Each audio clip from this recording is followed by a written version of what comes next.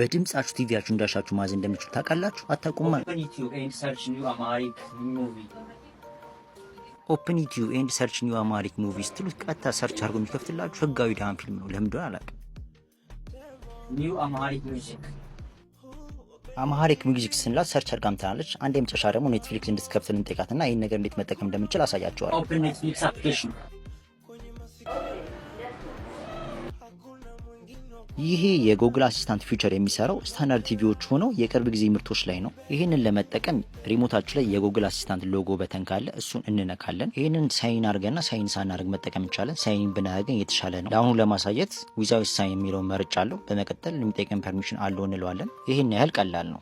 ሪሞታችሁ ላይ የጉግል አሲስታንት በተን ላይ ያላችሁ ደግሞ ሴቲንግ ውስጥ እንገባለን። ከሚሰጠን አማራጭ ውስጥ እታች ጋር ዲቫይስ ፕሪፈረንስ የሚል አለ። እሱን እንመርጣለን። በመቀጠል ወርታች በምንወርድበት ሰዓት ላይ የጉግል አሲስታንት የሚል አለ። ስለዚህ እሱን እንከፍታለን። እንደምትሉት ያው ቅድም ስላበራሁት ነው። እናንተ ጋር ኦፍ ሆኖ የምታገኙት ይሄን ኦን ታደርጋላችሁ ማለት ነው።